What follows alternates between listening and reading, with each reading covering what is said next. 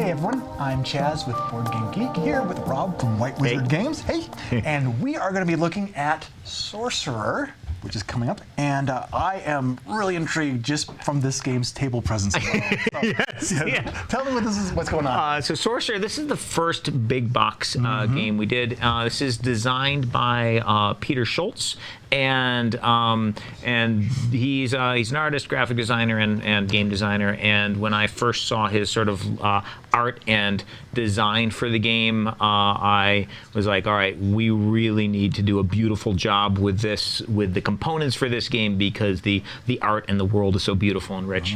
So Sorcerer combines a strategy card game with a tabletop war game, and kind of a melding. At the beginning of the game of Sorcerer, each player creates a sorcerer by combining one of the 4 character decks with one of the 4 lineage decks and one of the 4 domain decks. So out of the base deck alone, there's 64 possible character combinations that you could play, and of course your opponent's going to be playing in different combinations. The number of matchups is absurdly high. So the replay out of the gate is phenomenally high. So to make your character, you just pick one of these, one of these, one of these. So for example, if we picked this one and this one and this one, we would take these 3 piles of cards, shuffle them together to make our deck, and these 3 special ability cards would go in front of you on the table, and these would give you special abilities you could use throughout the game, and it would also give you your character's true name. So this would be Masilda, the Bloodlord of the Haunted Forest, basically just reading the text on the cards. And if you are talking to somebody who knows the game and you say, I was playing Masilda, the Bloodlord of the Haunted Forest, they'll know exactly what special abilities you had and what cards were in your deck. Nice. There are 3 battlefields in the game. These represent different portions of Victorian London. Each player, all the players are bad guys. You're playing an evil sorcerer. Your opponent's playing an evil sorcerer. The sorcerers are taking over the mortal world. The question is, who's going to be in charge of what? So you're battling another sorcerer for control of London. There are these 3 battlefields in a 2-player game. There's the 3 battlefields between the 2 players.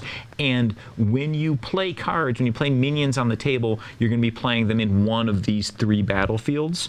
And you and your opponent will go back and forth playing cards on the table, and then you go to a battle phase where you're going to be fighting, rolling dice, etc. Each player has a player board, and these are really nice little elegant boards. You've got tracker here for your energy and a little blue bead to track your energy as it goes up.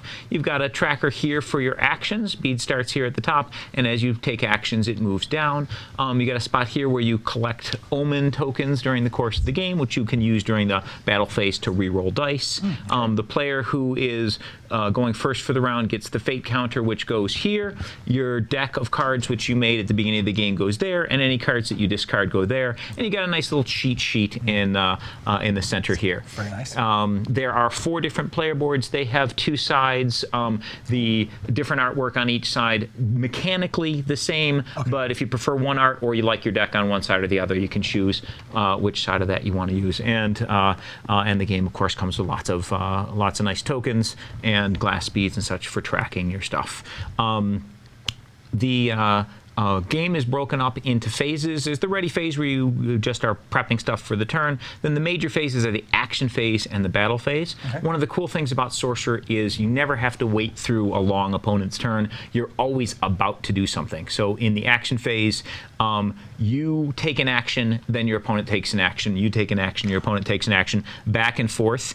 And the things you can do with an action are listed right on your player board here. You can channel energy, which increases your energy by 2. You can meditate, drawing 2 cards off your deck into your hand. You can cast a spell, take a card from your hand, and play it by paying the cost, which is on the upper left-hand corner of the card.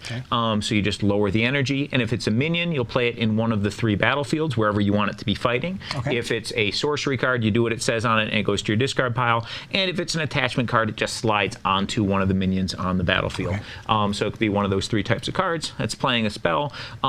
You have activating a power. So some of your cards will say on them action : do something awesome. To do that awesome thing, you move your action counter down and say, I'm using this power. Okay. And then finally, for an action, you can reinforce. You can move a minion from one battlefield to a neighboring battlefield, so you can move your forces around the table. And also, when you do that, you get to move your character yourself. So depending on which character you choose, you will grab the avatar that goes with that character. At the beginning of the game, you pick one of the 3 battlefields to be on. That's where you're leading your forces. You can't die, but where you are, you can give bonuses to your troops. The bonuses that you can give are special abilities listed on these cover cards that you have in front of you during the game. Okay. So every time you have a different combination, different set of cards for the game, you will have different abilities that you can use. So not only is your deck different, but the special powers that you get to use every single turn are different as well. So you get a really amazing value in the replay.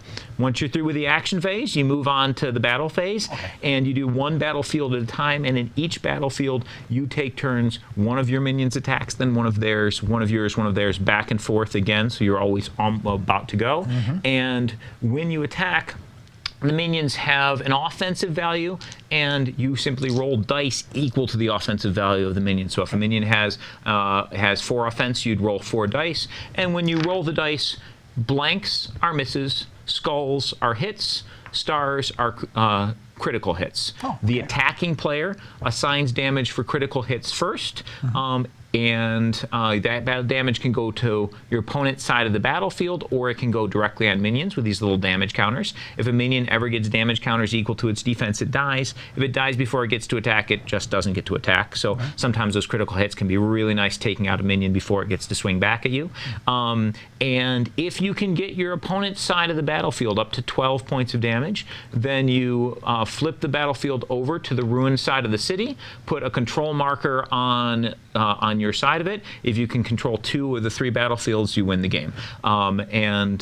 So you're battling in various areas, you're rolling dice for your combat. You can use your omen counters that you're collecting throughout the game to modify your dice rolls. Using one of these, you can force a reroll on an opponent's die, or you can reroll one of your dice that you don't like. So it's got some cool management of luck element with the omen tokens. So that's the Sorcerer game. A lot of cool synergies with the decks, much like you'd get out of a trading card game, but the ability to build a deck is super easy. Just pick one character, one lineage, one domain, you're ready to go, and really cool battling, dice rolling combat. Yes, and for building the deck, having the different options you have, having the different areas that you're battling over, especially putting in the minions, everything that you explained was very logical and intuitive sounding. It's like, oh yeah, that would be this, and this would just roll this dice and have this, and it's, for everything you've put into it, it just seems like it just gelled. It's really, there's a lot going on in the game, but it's surprisingly easy to learn. We've demoed this game with mock-ups at Spiel and at Origins and at Gen Con, and players pick it up quickly. And one of the nice things about it is the dice are a nice evening factor. A lot of times you'll have someone who's a real expert at a trading card game, and if they play anyone who is not an expert, the game isn't fun in that, it's very one-sided. But adding in these battle dice element, it gives it adds some uncertainty to what's happening. It gives chances for a newer player to get lucky and for them to have minor victories along the way. So even if they end up losing the game, they might win one of the 3 battlefields and feel good about about how they performed during the game. Instead of just getting creamed. A couple of questions that came up.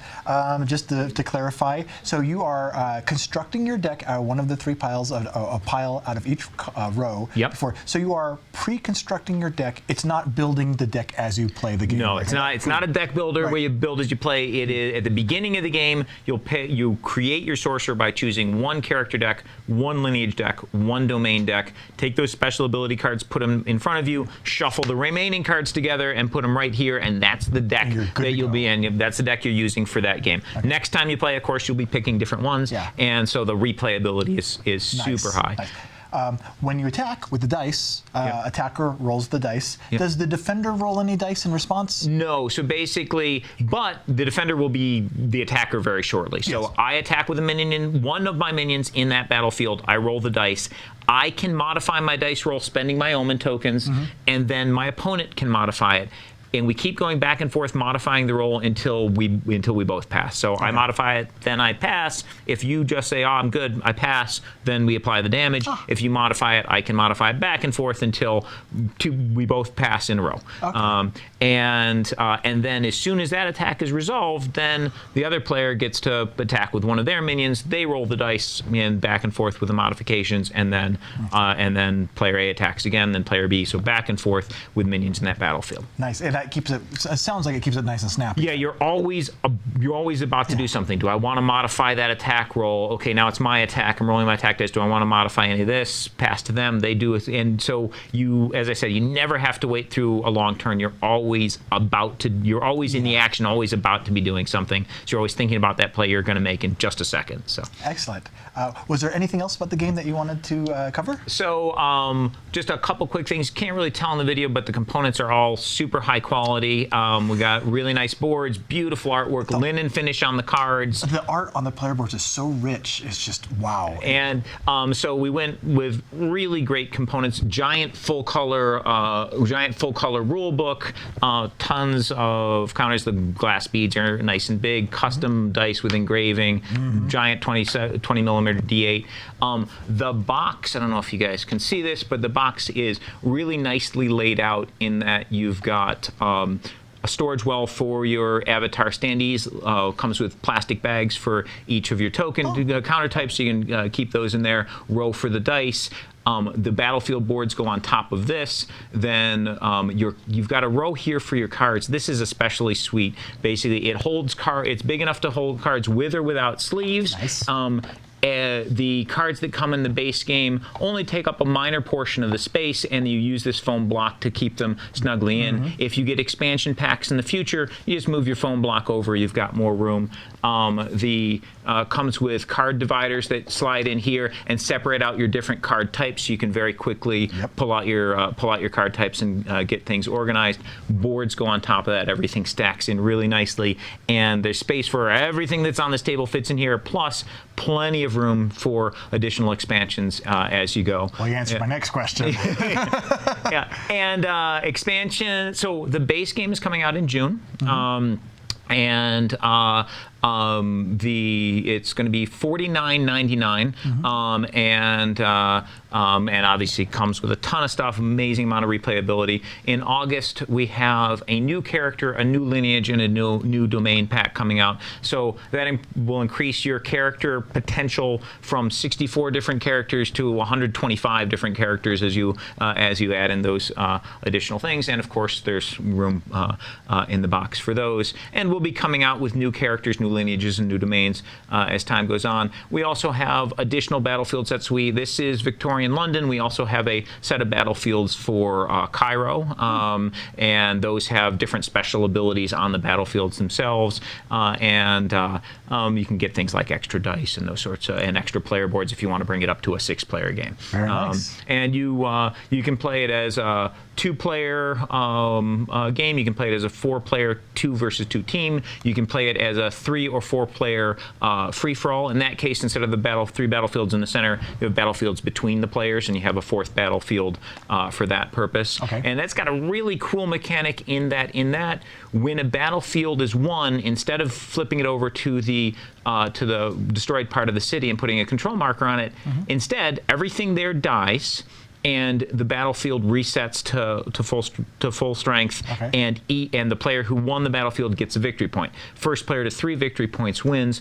One of the nice things about that is it's really hard to gang up on someone, because if the player to your left and the player to the right are both putting all their stuff against your battlefields, you can simply hold back, spend your turn drawing cards, gaining energy. They'll win those battlefields. They'll each get a victory point, but then all their stuff dies, and you'll start the next turn with a lot of energy, a lot of cards in the hand, and ready to come out roaring. So unlike a lot of multiplayer free-for-alls, you don't have the gang up and political game problems in that. So it takes care of itself that way. Yeah. Very nice. Cool. Well, Rob, I am really looking forward to this. This looks amazing. Thank you. Yeah, we're excited about it. Not to give any hype or anything, but neat. Yeah. So that is Sorcerer coming up from White Wizard Games. And Rob, thanks so much. Thank you. Thanks for watching. Talk to you later.